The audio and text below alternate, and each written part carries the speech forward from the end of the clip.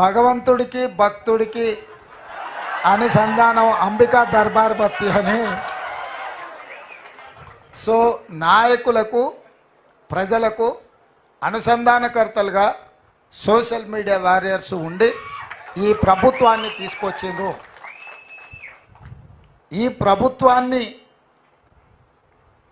ఈ పార్టీని అధికారంలోకి తేవడం అనేది సెమీఫైనల్స్ మాత్రమే. ఫైనల్ గేమ్ ఇప్పుడు ఉన్నది. ఫైనల్స్ ఇప్పుడు ఆడుతున్న మోడీతో ఆడుతున్నది మనం ఫైనల్స్. సెమీఫైనల్స్లో కేసీఆర్ ఓడించినాం, అంటే బంగ్లాదేశ్ ఓడించినాం సెమీఫైనల్స్లో.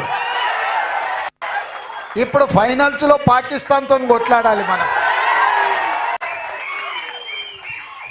తెలంగాణ రాష్ట్రంలో నరేంద్ర మోడీ, అమిత్ షా, జేపీ నడ్డా చాలామంది వాళ్ళ నాయకులు తెలంగాణ మీద ముప్పేట దాడి చేసి మనల్ని ఓడించాలని, ఎట్లయినా సీట్లు సాధించాలని సొంత మనుషులనే కాకుండా కిరాయి మనుషులను కూడా పెట్టుకొని తప్పుడు వార్తలను ప్రసారం చేస్తూ ప్రజాస్వామ్యం మీద,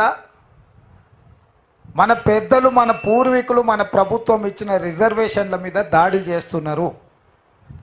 దానికి మతము లేకపోతే ప్రభుత్వ ఏజెన్సీలను వాళ్ళు ఉపయోగించుకుంటున్నారు.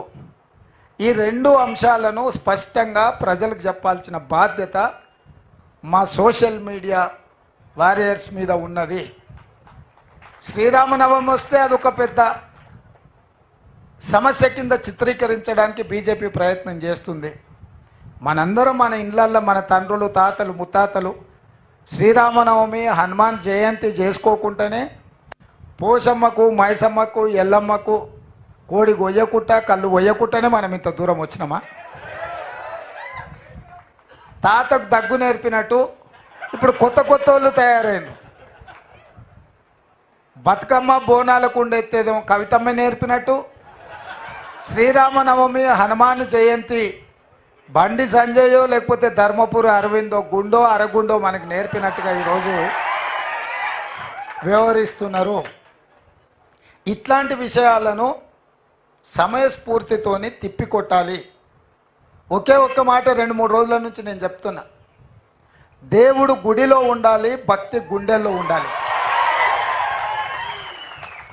ఇది ఏ హిందువైనా గౌరవించే విధానము, పాటించే జీవన విధానం. దాన్ని రాజకీయంగా మలుపుకొని, రాజకీయ స్వార్థం కోసం వాడుకొని ఎన్నికలలో లబ్ధి పొందాలని బీజేపీ ఏదైతే ప్రయత్నం చేస్తుందో దాన్ని తిప్పికొట్టాల్సిన బాధ్యత మనందరి మీద ఉన్నది.